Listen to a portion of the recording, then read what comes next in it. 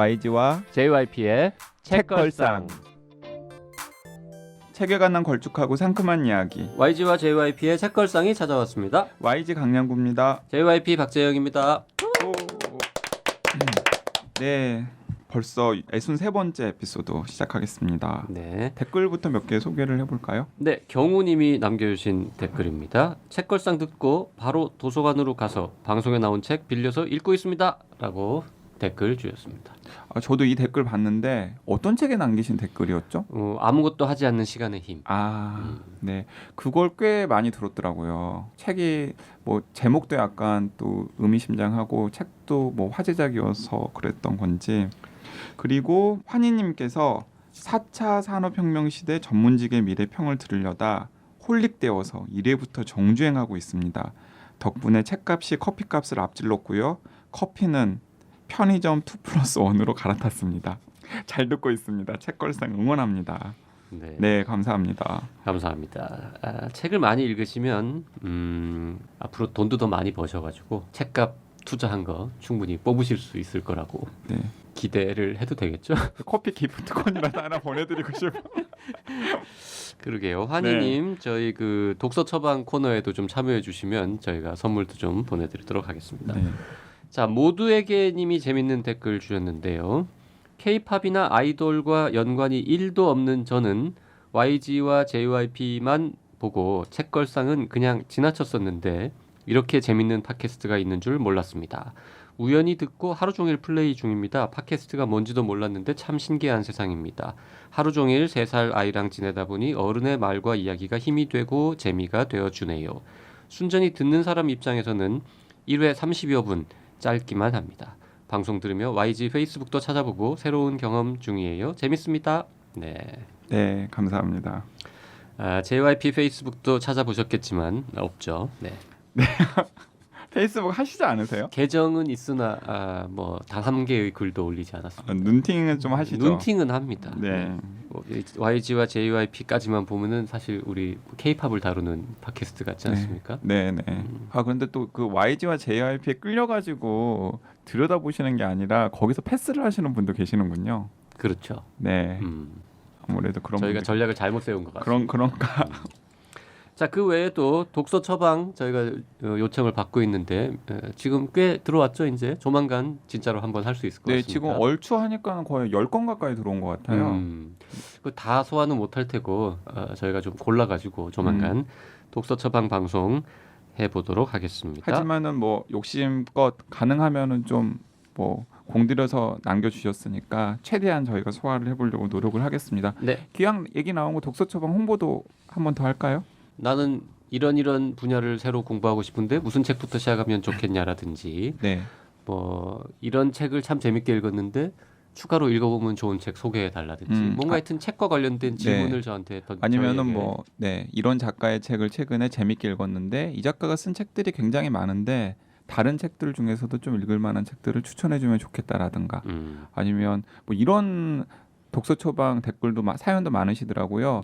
자기가 지금 이런 사정인데 이런 상황이나 사정에서 어떤 책을 읽으면 힘이 될지 혹은 도움이 될지를 알려주는 뭐 그런 것도 문의를 주시면 저희가 노력을 해서 처방을 내려드리겠습니다.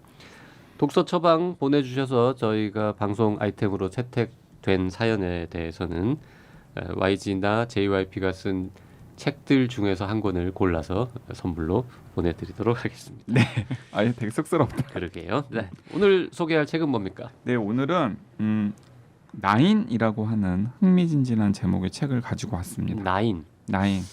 드라마 제목이었죠? 네, 그렇죠. 꽤 유명한 드라마 제목이었죠. 그 드라마 원작입니까? 아닙니다. 어떤 책입니까? 세상에서 가장 창의적인 집단 혹은 창의적인 장소로 꼽히는 곳이 MIT 미디어 랩이라는 곳이거든요.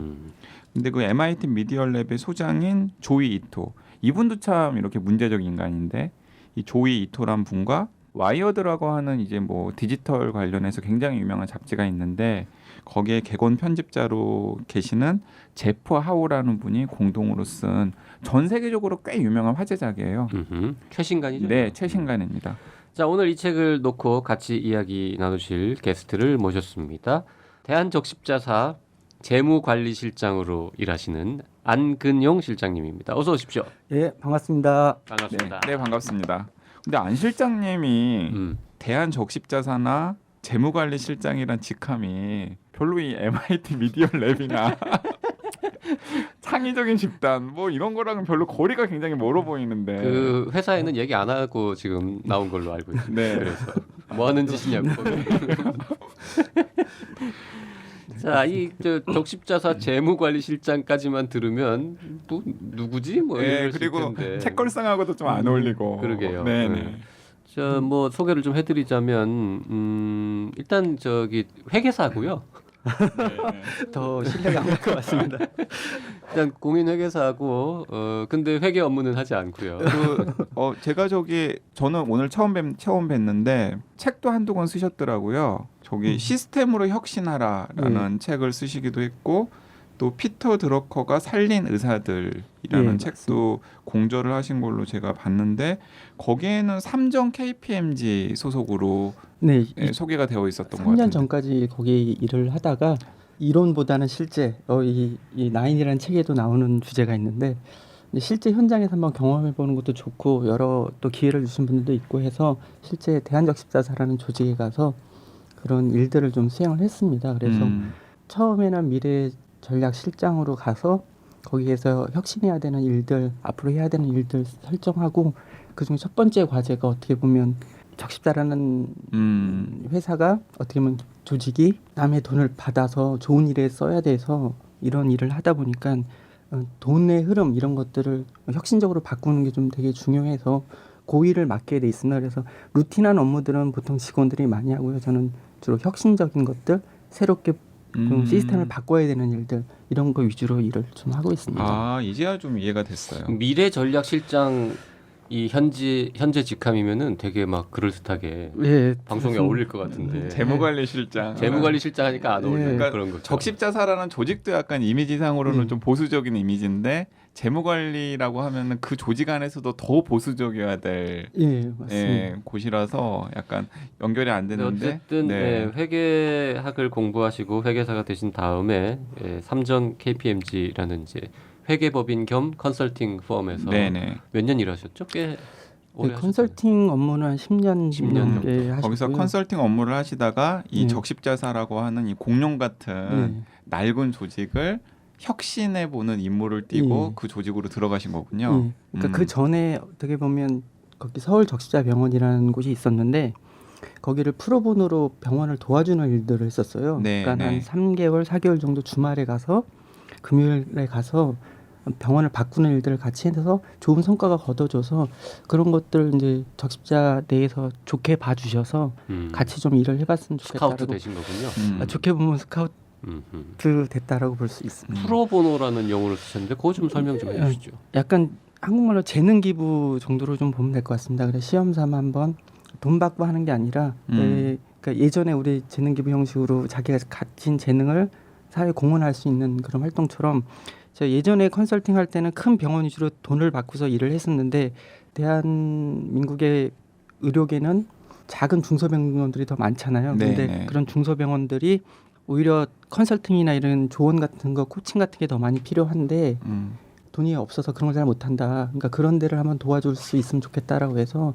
알겠다 한번 해서 그런 식으로 진행을 하다가 적십자병원과도 인연을 맺었고 그러다가 이제 적십자랑 연관이 돼서 지금까지 일을 해오고 있습니다. 근데 갑자기 제가 생각이 났는데 삼정 KPMG에서 컨설턴트 겸 회계사로 일하실 때 받는 연봉보다 깎여서 가지 않으셨어요 혹시? 많이 깎여서 갔어요. 그러니까요. 왠지 그러셨을 것 같아가지고. 근데 미래 전략 실장으로 가셨다 그랬잖아. 그 되게 어느 뭐 회사의 미래 전략 실장 연봉 막 수백억이고 이런 거 같은데. 저도 그런 걸 상상하고 갔는데 그거는 정말 너무나도 아니 왜냐면 제가 이제 적십자사도 미전실이 대빵인가요? 아닙니다. 지금은 없어졌습니다. 아니 제가 적십자사와는 악연이라면 악연이 있거든요.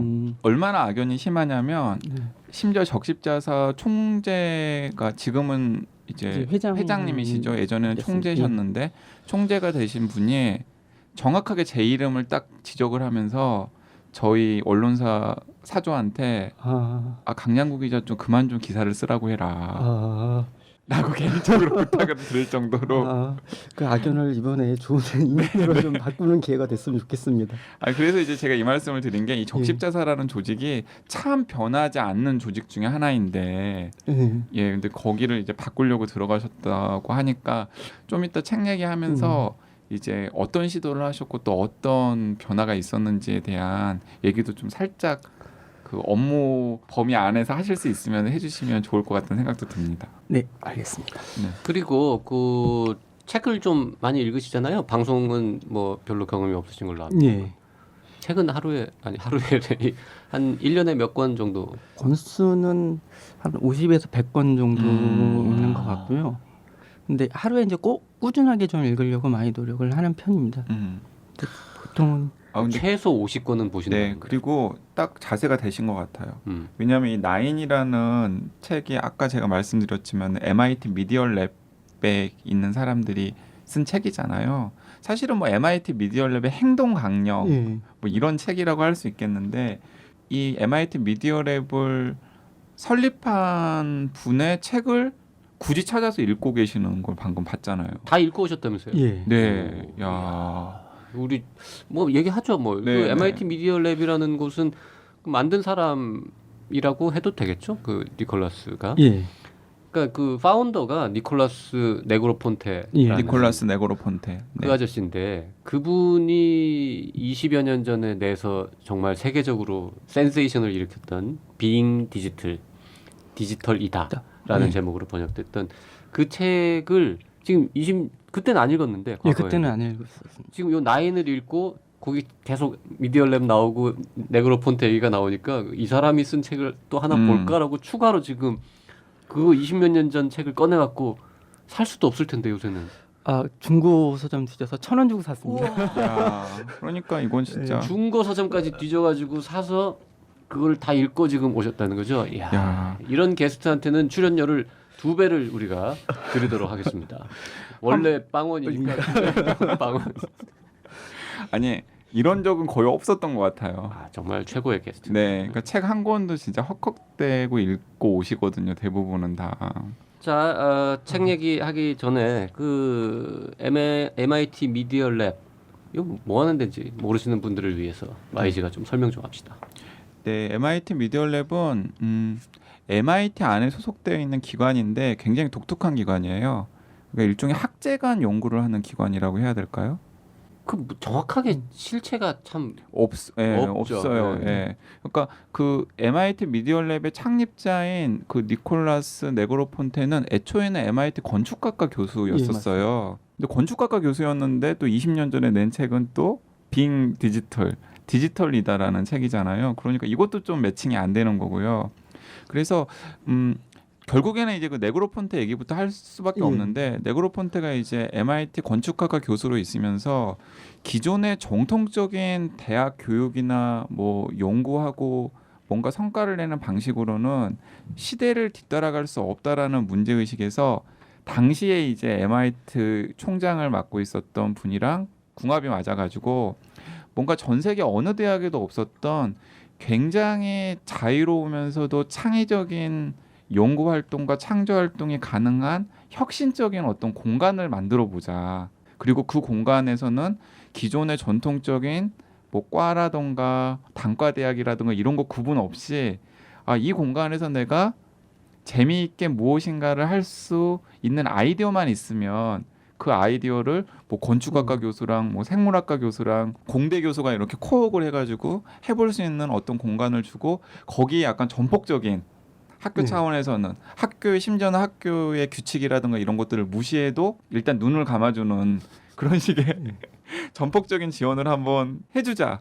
뭐 이런 차원에서 만들어진 공간이 제가 알기로는 MIT 미디어 랩이라는 공간으로 알고 있습니다. 그래서 언제 만들어진 거예요? MIT 미디어 1985년도에 만들어졌습니다. 꽤 오래됐구나. 네네. 85년. 근데 그 전신이 이 책의 저자 이전에 이 저자는 조이 이토라는 분은 MIT 미디어 랩의 4번째 아마 소장님이시고 첫 번째가 이제 이 니콜라스 네그로폰테라는 분인데 이분이 1985년에 만들기 전에 1968년도에 그 이 미디어랩의 전신인 아키텍처 머신 그룹이라는 걸 만들었다고 그러더라고요. 그게 모태가 돼서 이제 나중에 미디어랩으로 발전하게 됐는데 MIT 내에서도 그 아키텍처 머신 그룹 이 전신이었던 거 68년도에 만들어진 것도 그때 당시도 거의 센세이션 했다고 그러더라고요. 68년도에 그 아키텍처 머신 그룹이라는 게 쉽게 말하면 건축에다가 컴퓨터를 접목시키는 그런 거였던 휴먼 거죠. 인터페이스 관련돼서 그러니까 이때부터 디지털이나 이런 거에 대한 관심을 되게 많이 가졌던 캐드 그렇습니다. 그런 거 처음 그런 거 이제 처음 시작한. 그러니까 68년에. 요게 그 왜 이 저자 이전에 이 설립자 이야기를 해야 되냐라고 하면 이분이 네그로폰테라는 분이 건축학을 공부하면서 그때 처음 들었던 캐드라는 공부를 하면서 이 컴퓨터를 이제 접하게 된 거죠. 그러면서 이런 게 어렵고 좀 쉽게 할 수 있는 방법이 그런 데 관심을 갖다 보니까 그런 그룹을 만들게 되고 또 그런 그룹이 지금의 이제 미디어랩까지 간 거고 또 그 이전으로 거슬러 보면 이분이 어떤 배경에서 태어났는지를 좀 아는 게 되게 중요한 것 같더라고요. 네그로폰테가 그 1944년도에 그리스의 선박 회사 그 선주의 아들로 태어나서 되게 부유하게 자란 거라서 유럽에서 스위스나 런던, 뉴욕에서 되게 많은 곳을 돌아다니면서 많은 걸 접하면서 어떻게 보면 풍족하게 자랐죠. 근데 게다가 똑똑하게까지 한 거예요. 그래서 17살 때 박사가 따고 22살 때 그 MIT 교수가 됐다고 그러더라고요. 역시 17에 박사를 땄다고요? 예. 네그로폰테가요? 17살. 역시 뭔가 창의적인 뭔가가 되려면 집이 부자라야 돼. 먹고 살아야 되려나 봐. 17살 때 MIT에 들어가고 참 22살 때 교수가 됐다라고 그러더라고요. 17살 때 그래 박사를 따긴 정말 어려운데. 그래서 그다음에 예일이나 미시건이나 다양한 곳을 돌아다니면서 되게 많은 경험을 하고 선진 문명이라고 하는 그런 컴퓨터나 이런 것들을 되게 많이 접하면서 그런 모체가 됐다는 아키텍처 머신 그룹을 조직할 수 있었던 것 같습니다.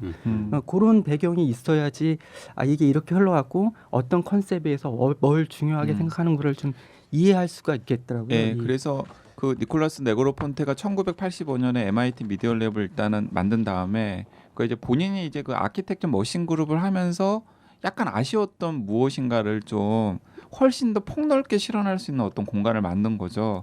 그래서 MIT 미디어랩에서 한 10년 정도 여러 가지 다양한 실험들을 했고 그 실험들의 상당 부분이 이제 여러 가지 성과로 산업이라든가 학계라든가 이런 데 이제 나타난 거죠. 그러면서 이제 90년대 중반 정도가 되면은 이미 MIT 미디어랩은 전 세계적으로 굉장히 유명한 혁신 창의적인 공간.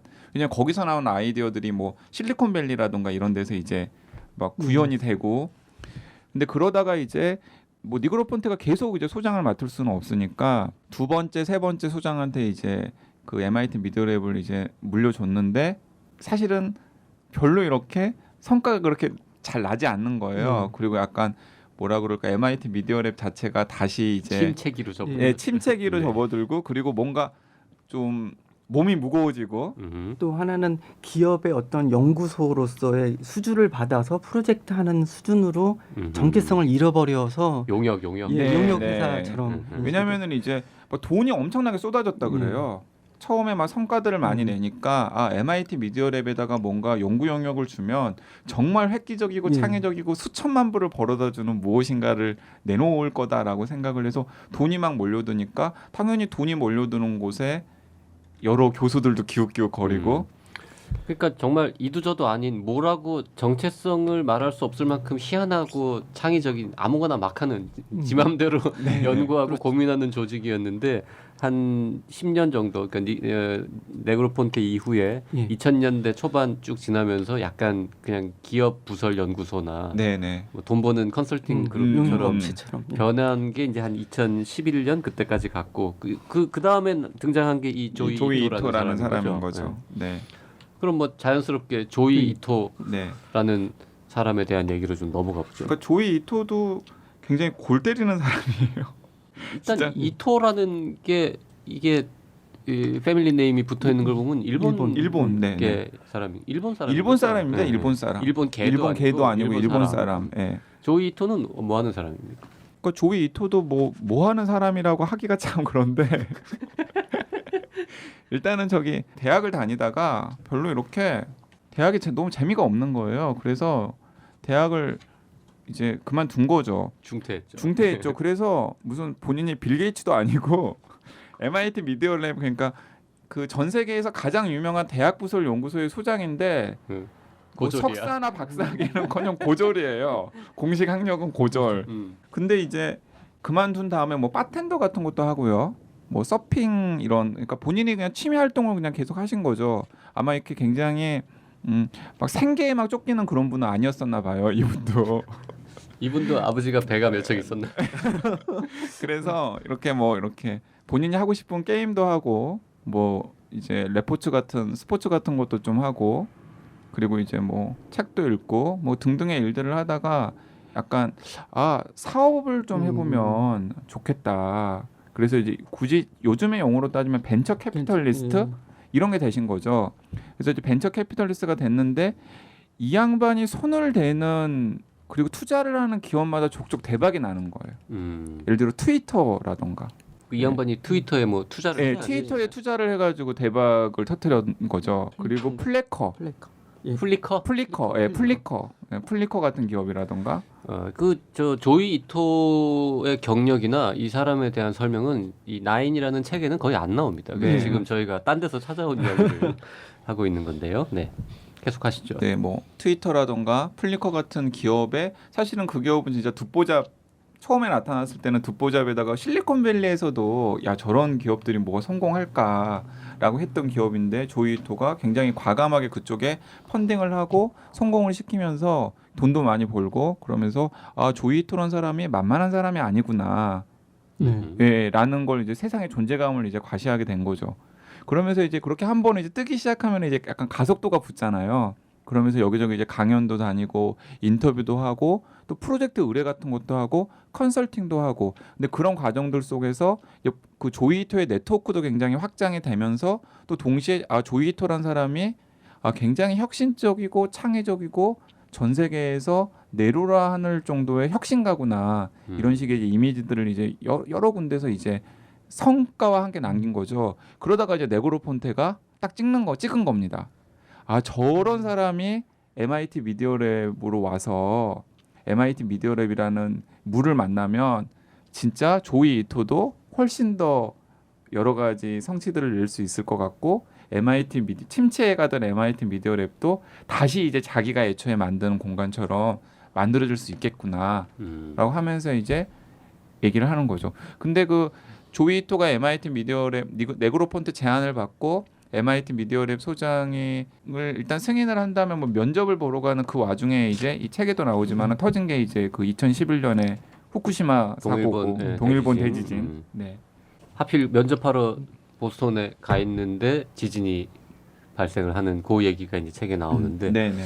어쨌든 MIT 미디어 랩이라는 곳이 얼마나 파격적인지 얼마나 실용적인지 이런 거를 보여주는 사례 증거 중에 하나가 이 고졸 아저씨를 그러니까 고졸의 그것도 뭐 소장으로 스카우트 해왔다라는 것 자체인 것 같아요. 미국인도 아니고 심지어 외국인. 예, 심지어 외국인을 그 변화, 그러니까 미디어랩이 어떻게 변하겠다는 그런 거를 상징적으로 보여주는 것 같았어요. 그러니까 이분이 아까 그 투자를 해갖고 31세 때인가 타임지지에 사이버 엘리트라는 칭호까지 받으면서 되게 성장했는데 어쩌면 제가 만약에 네그로폰테라고 했으면 이 사람의 그런 촉감 이런 게 좀 있는 사람이구나라는 거 하나랑 또 이 벽이 없는 거잖아요. 네네. 내가 어떤 학연이라든지 지원이라든지 어느 걸 해야 된다든지 말하든지 내가 전공한 분야가 있으니까 이걸 지켜야 된다든지 이런 게 없으니까 자유롭게 할 수 있는 여건이 됐다. 그리고 또 마이너 어떻게 미국에서 보면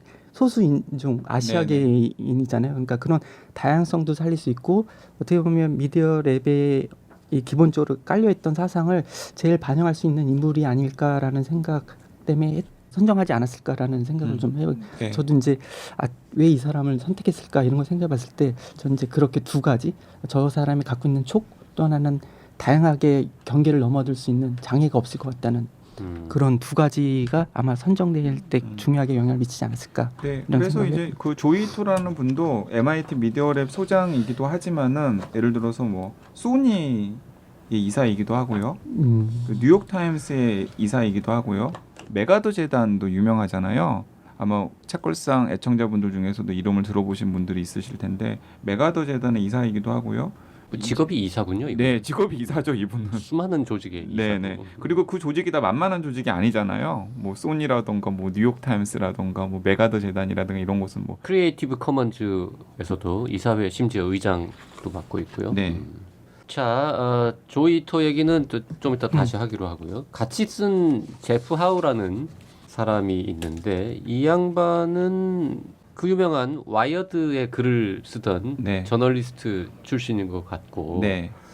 그리고 이 사람이 유명해진 이유는 이 크라우드 크라우드 소싱이라고 소싱. 하는 신조어를 만들어낸 그러니까 옥스퍼드 영어 사전에도 크라우드 소싱이라는 들어있죠, 단어가 이 들어 문제는. 있는데 그 단어를 말 그대로 만든 사람입니다. 만든 사람. 처음 사용한 사람.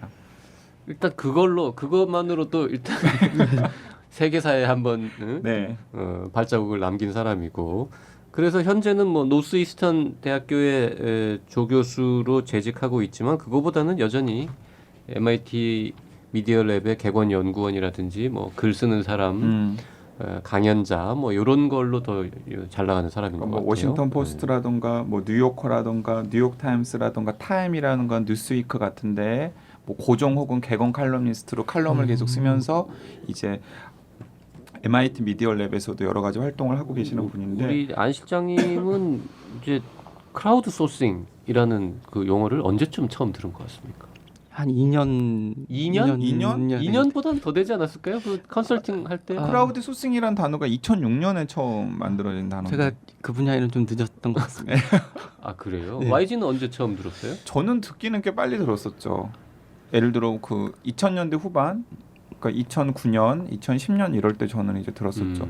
왜냐하면은 이 크라우드 소싱이라는 책이 2008년에 나왔어요. 예, 제프 하우라는 크라우드 소싱이라는 책이 2008년에 나와서 저는 그 책을 가지고 책을 접하면서 크라우드 소싱이라는 단어를 처음 들었던 것 같습니다. 그리고 저는 굉장히 신선했죠. 그 뭐 흑수저인 YG 입장에서는 약간 여러 사람들이 되게 협업을 해가지고 뭔가 뭐 재원을 모금을 하고 그걸로 이렇게 세상을 바꾸는 여러 가지 일들을 할 수 있다라는 발상 자체에 굉장히 혹했었던 것 같은데 이 책에서도 이제 제프 하우도 이제 잠깐 언급을 하지만은 크라우드 소싱이라는 단어가 2000년대 중반에 나와서 막 각광을 받아서 여러 가지 성과를 내기도 했지만은 아 크라우드 소싱으로 모든 걸 다 할 수 있는 건 아니구나라는 이제 한계 같은 것들도 이제 한 10년 정도 지나면서 이제 막 나오고 있는 거거든요. 그래서 약간 좀 지금으로 따지면 약간 거품이 좀 꺼져가는 그런 용어 혹은 단어일 수도 있겠다는 생각도 들기도 하고요. 네. 어쨌든 영어 사전에 들어있는 단어를 하나 그거 새로 쉬운 게 아니죠. 만들어냈다는 거 대단한 일이죠. 그것만으로도. 책 얘기는 거의 안 하고 지금 마무리되어 가고 있는데요.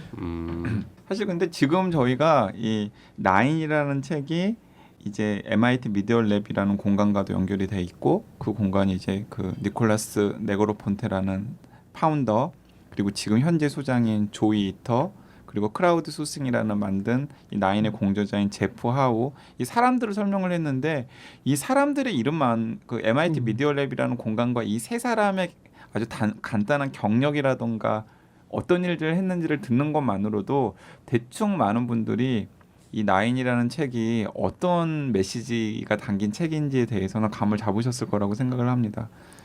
그 이렇게 끝내기는 좀 너무 허무하니까 그래도 뭐 나인이라는 제목의 의미는 뭐다라든지. 네. 제가 이 저기 책은 어떤 책이다라고 간단하게 좀. 제가 저기 약간 설명을 해볼게요. 사실은 이 나인이라는 제목이 그 한국어판 제목이고요. 원제는 위플래시 채찍질. 네, 채찍질이라는 원제예요. 그래서 저는 제목을 채찍질로 했어도 그러니까 책 제목이 채찍질이야. 책 제목이 원제가 채찍질이라니까요. 왠지 막 손은 많이 갈 것 같습니다. 네. 왠지 막 저기 49가지 그림자 이런 게 뒤에 따라 나올 것 같아요. 네. 채찍질. 채찍질. 그러니까 여기서 말하는 채찍질은 이런 거죠. 그러니까 세상이 엄청나게 빠른 속도로 변해가고 있는데 이 빠른 속도로 변해가고 있는 이 세상에 맞춰서 개인이라던가 조직이 변하지 않으면은 사실은 좀 더 심하게 얘기하면 생존 자체가 불가능할 수도 있다라는 식의 약간 섬뜩한 메시지를 담고 있는 책이죠. 협박하는 책입니다. 네, 협박하는 책이죠. 사실 이제 협박하는 책입니다. 예를 들어서 뒤에 보면은 이런 식의 그 유명한 스티브 잡스 평전을 쓴 월터 아이잭슨이 이 책을 추천하면서 뭐라고 얘기를 했냐면 이 책을 읽거나 뒤처지거나. 예. 그 채찍질이라는 제목이랑 되게 맞닿아 있는 추천사인 거죠. 그 나인이라는 제목은 그럼 왜 붙은 겁니까? 한국 출판사에서는? 그 미디어랩을 운영하는 나침반 같은 원칙이라고 해야 되나? 그걸 9가지를 조이 이토가 정리를 했습니다. 뭐 초반에 뭐 이 설립자가 만들 때는 그렇게까지 정리되지 않았는데 본인이 경험하면서 미디어랩을 경험하고 미래에 대해서 불확실한 미래에 대해서 어떻게 대응해야 되는가 이런 측면에서 고민을 하다 보니까 9가지 요소로 좀 정리된다고 해서 나인이라고 붙인 것 같습니다. 그러니까 이 나인이라는 책은 두 가지의 용도가 있는 책인 것 같아요. 이제 미디어랩을 이제 새로 이끄는 조이 이토라는 사람이 이제 2010년대 초반에 이제 미디어랩을 이제 넘겨받으면서 이제 몇 년간 이제 미디어랩의 체질을 개선하는 이제 여러 가지 실험들이라던가 아니면 시도들을 했겠죠. 그러면서 기존에 있었던 미디어랩의 여러 가지 관행이라던가 원칙이라던가 아니면은 성취들 중에서 어떤 것들이 가장 중요하고 살려야 될 것인지를 좀 본인도 정리를 할 필요성이 있었던 것 같고요. 그러면서 이제 이 조이 이토는 9가지로 정리를 하는 거고, 그리고 이걸 그냥 미디어랩 내부에서만 공유를 할 게 아니라 세상을 이렇게 어쨌든 변화하는 세상에서 살아가야 하는 사람들에게 좀 공유를 하는 게 필요하겠다라는 생각에서 그 미디어랩의 내부에서 핵심적으로 공유되는 가치라든가 원칙들을 이 제프 하우의 도움을 받아가지고 책으로 내보자 해가지고 이제 나온 책이 나인이라는 책인 것 같습니다. 미디어랩의 행동 강령 맞습니다. 같은 거를 외부 기업이나 외부 조직의 사람들도 보면 도움이 될 거다라는 취지로 쓴 것이고, 나인이라는 제목은 그 원칙을 9개로 정리했기 때문에 붙여놓은 거고. 그렇군요. 부제는 똑같네요. 영어 부제가 How to Survive Our Faster Future. 네. 우리말로 붙은 부제는 더 빨라진 미래의 생존 원칙. 예, 부제는 똑같지만 채찍질이라고 하는 본 타이틀을 나인이라고 바꾼 책이 되겠습니다. 그 출판사에서 약간 고민을 했을 것 같아요. 채찍질을 할까, 나인을 할까 하다가 채찍질을 하면은 너무. 그래서 실제로 책은 서론과 결론을 빼면 딱 9개의 챕터로 이루어져 있고요. 그리고 뭐 이제 그냥 마치기가 조금 아쉬우니까 그 9개 챕터의 제목만 봐도 대충 어떤 책인지 감은 오실 거예요. 뭐 첫 번째 원칙이 권위보다 창발, 두 번째가 푸시보다 풀, 세 번째는 지도보다 나침반, 안전보다 리스크, 순종보다 불복종, 이론보다 실제, 능력보다는 다양성, 견고함보다는 회복력, 대상보다는 시스템. 네, 이게 이제 9가지 원칙입니다. 그 요즘 경제 경영서 이런 거 좀 혁신 관련 책들 보신 분들은 요 말만 들어도 대충 뭔 얘기 하려나 보다라고 짐작은 하실 수 있을 것 같은데요. 자세한 책의 내용은 2부에서 계속하도록 하겠습니다. 오늘은 여기서 줄이겠습니다. 고맙습니다. 네, 감사합니다. 감사합니다.